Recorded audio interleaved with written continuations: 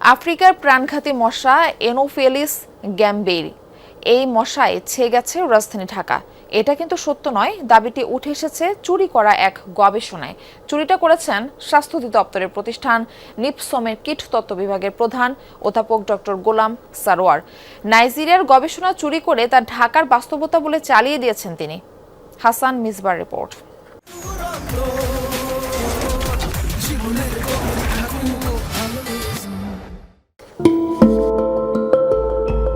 অ্যানোফেলিস গ্যাম্বেই আফ্রিকার সাব সাহারা অঞ্চলের মশা, যা ম্যালেরিয়ার প্রধান বাহক। এই মশা নিয়ে আতঙ্কে থাকেন আফ্রিকার বাসিন্দারা।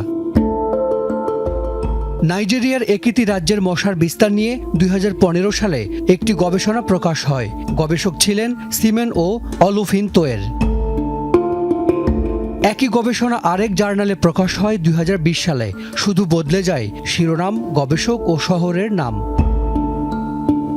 দুই গবেষণাতেই নমুনা সংগ্রহের সংখ্যা ও ফলাফল হুবহু এক।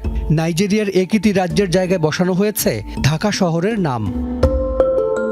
গবেষণা চুরি ধরার প্রতিষ্ঠান আইথেন্টিকেট বলছে, অধ্যাপক সারোয়ারের গবেষণার 80 ভাগই চুরি করা, শুধু কিছু শব্দ এদিক সেদিক করা হয়েছে। এত অপরাধ যেটা আলোচনায় অযোগ্য। ব্যাপারটা হলো এটার দ্বারা ক্ষতি মাত্রা ভিন্ন হতে পারে। একটা হতে পারে যে উনি ফলস পাবলিকেশন দিলেন, উনি একটা চাকরি নিলে, একটা চেয়ার দখল করলেন, সেইটাতে এক ধরনের ক্ষতি হলো। কিন্তু আপনি যদি এর থেকে আরেকটু উপরে যান, এই যেভাবে উনি করলেন, তার ছাত্র ছাত্রী, তার চারপাশের লোক আস্তে আস্তে এগুলো তো অভ্যস্ত হয়ে যাবে। অধ্যাপক সারোয়ারের গবেষণায় দেখা যাচ্ছে ঢাকায় অ্যানোফেলিস গ্যাম্বেই মশা 43 ভাগ। খোদ নিপসমের পরিচালকই বলছেন এই মশা বাংলাদেশে শনাক্তই হয়নি। শুধু তাই নয়, এই মশা এশিয়ার কোনো দেশেই শনাক্ত হওয়ার কোনো প্রমাণ নেই। বাংলাদেশে এই ধরনের কোনো মশা ইতোমধ্যে পাওয়া যায়নি। ইভেন ব্রিটিশ ইন্ডিয়া থেকে পর্যন্ত যতগুলো গবেষণা বা স্টাডি হয়েছে, সেখানে এই ধরনের কোনো মশার অস্তিত্ব সম্পর্কে এখনো জানা যায়নি। তবে একজন শিক্ষক হিসাবে, গবেষক হিসাবে ইন্টেলেকচুয়াল প্রপার্টি রাইটের যে জায়গাটা আছে, সে দৃষ্টিকোণ থেকে এই ধরনের প্লাগারিজম একটি অপরাধ। ডাক্তার গোলাম সারোয়ার নিপসমের কীটতত্ত্ব বিভাগের প্রধান। নোটিশ বোর্ডে মশা নিয়ে লেখা 43টি প্রবন্ধের সবগুলোই তার। এর একটি morality and ethics in education, অর্থাৎ নিজে গবেষণা চুরিতে অভিযুক্ত হলেও অন্যকে নীতিবান হওয়ার পরামর্শ দিয়েছেন এই অধ্যাপক। কথা বলতে গেলে অন্য দরজা দিয়ে বের হয়ে অফিস ছাড়েন ডাক্তার সারোয়ার।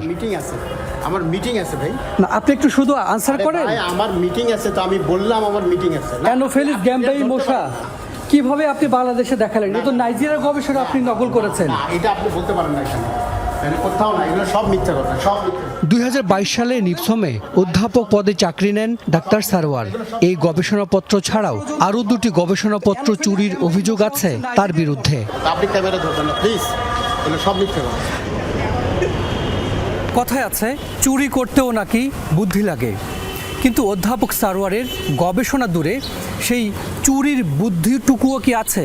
থাকলে কি আর আফ্রিকার মশাকে ঢাকায় আনতেন?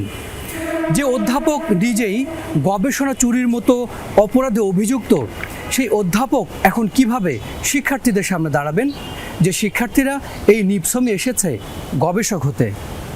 হাসান মিসবা, যমুনা নিউজ, ঢাকা।